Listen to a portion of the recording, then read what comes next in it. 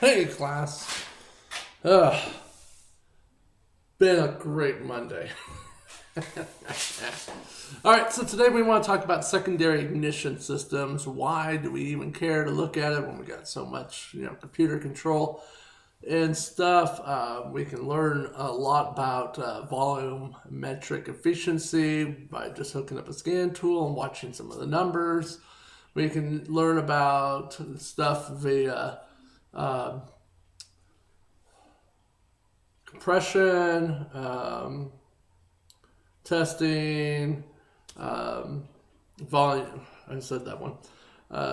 Various things. So the last two we're going to talk about. One of them is the is secondary ignition. Now I talked a little bit about it, but I don't know if I went much more into it. So what I want to do is I want to pull up some stuff on the laptop here real quick, if I can find it.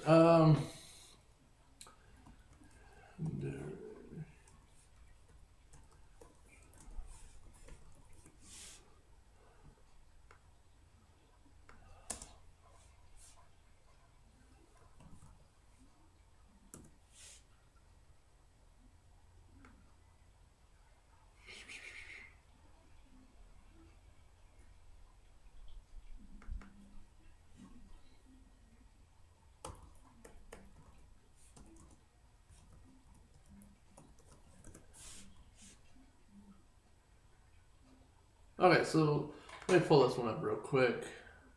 I don't even know where I'm going.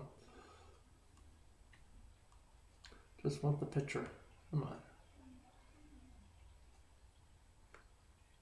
Oh. Okay, let me switch over to the laptop so you guys can see what I'm looking at. Okay, so what we have here is the ignition or secondary ignition form. So what is it? So what it is right here. This is where the coil is getting filled with electricity to create that high voltage spark. That electricity has to flow in, and it's coming from the battery, and it's going in because just like a transformer, we got to ramp up the voltage to create that lightning spark on the spark plug. So right here, this is called dwell time. Okay, current starts flowing into the primary winding circuit. So think of it as starting to flow around like water spinning inside a cup. It's going to flow around, around, around, and as it's doing that, it's creating more of the voltage in the core of the coil. And then what will happen is right here, the current will hit its limit, or it's going to pass over to the secondary system. And then what will happen is then we will close the circuit, and that will create that static or that electricity, that firing. And that's right here, a nice big long streak up. And you can tell, now this is time, okay? As it moves along here, it's time. And this is seconds, millions of a second, okay? And then it sparks up, and then it comes down. And then what happens is this is where the air-fuel mixture is burning because the spark is fired, okay? And it's coming to a rest. And then what happens is as it rests, because it did such a high voltage, kind of like when we hear we see lightning, and then we hear thunder, what happens is we have this little reverb of the spark. Okay, this is just where everything's kind of isolating or trying to calm down before we fire again. And then, it doesn't give us much time. So let me see if I can find here we go. Here's a multiple view. Oh, come on. I don't want to do this. Come on, computer. Work with me today. There we go.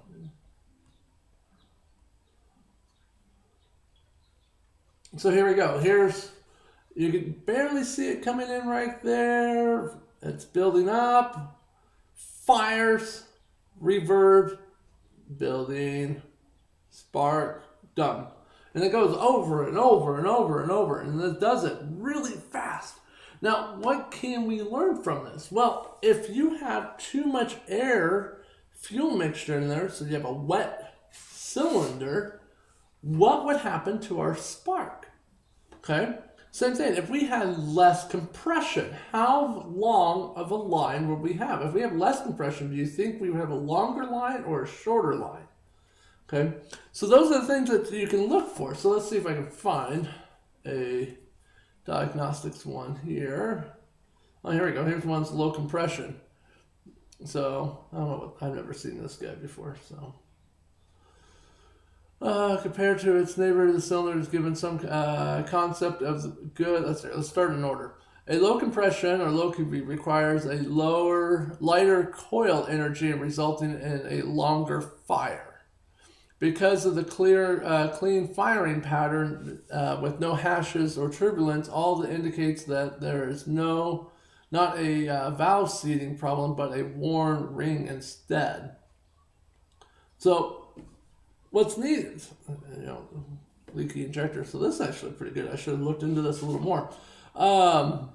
So what's nice about being able to do this is it's another way to diagnose. Now, we've gone over this a few times in the class. Is okay, well, like the simulator with the fan, we were going through that and we're like, oh, okay, well, what's this? What's this? And we can go, well, it could be one of these three things.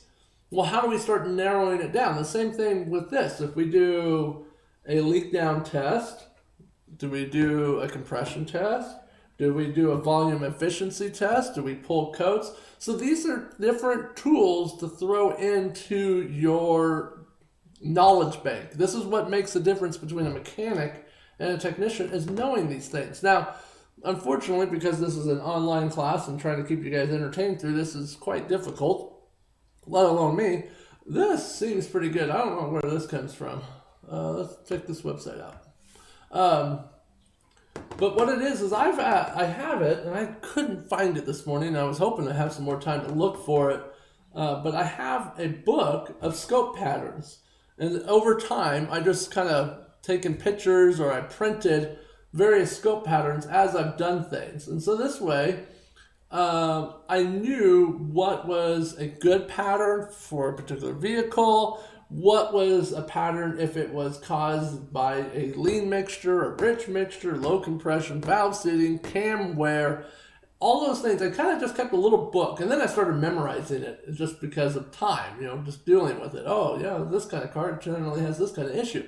So it's kind of nice. This is not a bad website. I'm going to throw the link onto our Google Classroom. This has got some cool information in there. Yeah, right there.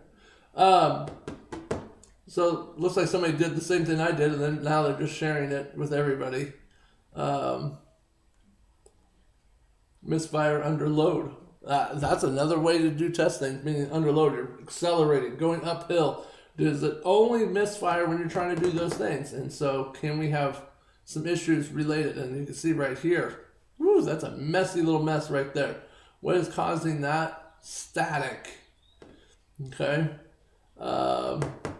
Yeah. No, this is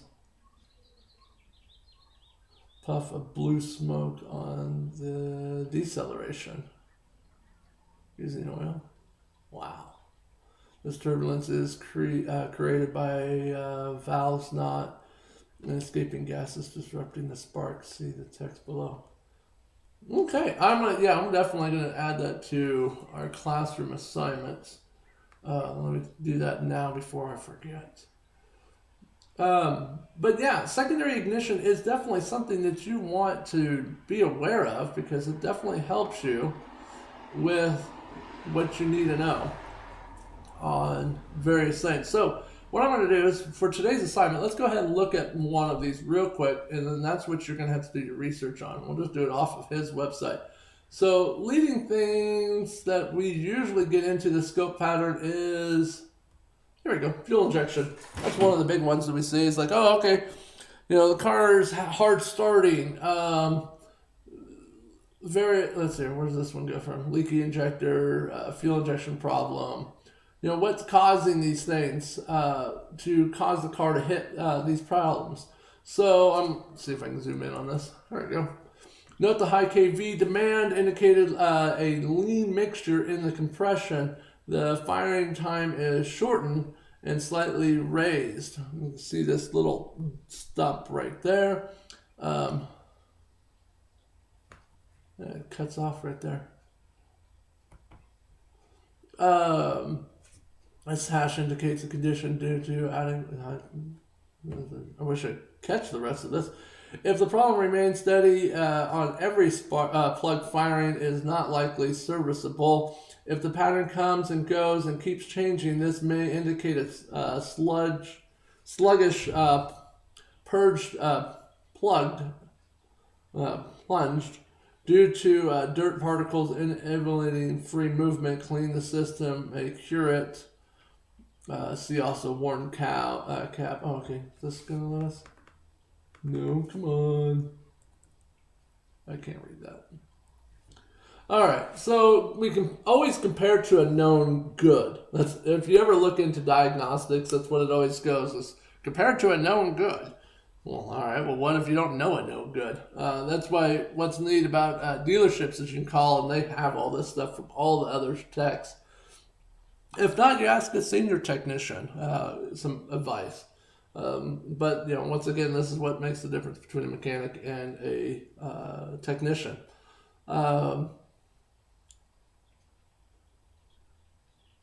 Restrictions, exhaust. When the engine cannot exhale properly, all the functions are affected.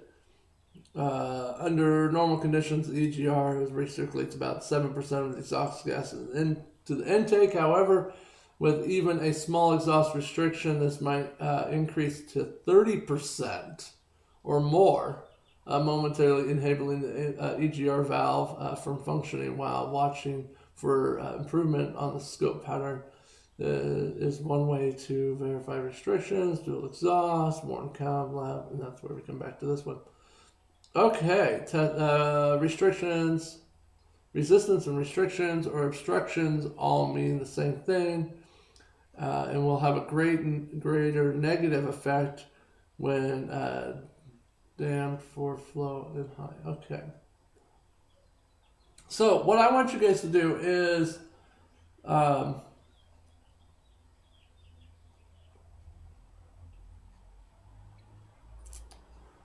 so what I want you to do, here we're going to leave it on this picture, is I want you to tell me what are the parts of, we'll make it really simple. Really simple. I got something coming, looks like. Make it really simple. I want a screenshot of a secondary scope pattern for your vehicle. You got to find it for your vehicle, and I got to be able to see that on the screenshot. If you don't have a vehicle, do it for my 2002 Chevy Suburban. All right. Thank you.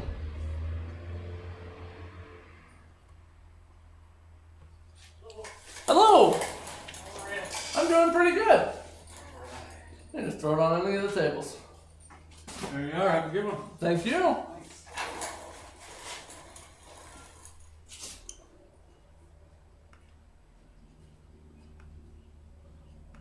Okay, so there we go. That's our class for today. Secondary scope pattern for your vehicle, a known good. Okay, if you can't find one, I know they have it for the 2002 Chevy Suburban. It's a V8 Vortex. So if you can't find it for your personal car, find it for my Suburban, and then I want the screenshot of it from Google, and I want to make sure that you list the car is visible on that screenshot if you have to. Okay, that's what I got for you today. I will see you on Thursday. Once again, remember, May 8th is the deadline. I need to have everything by that date, as the computer decided to shake from an earthquake. Please get all of that in. I cannot accept late work because I need to get all the grades updated so that you can determine what you want for your grade. Pass, incomplete, credit, no credit, all of that stuff. So please get that taken care of so that way we can be ready for the summer. All right. Thank you so much.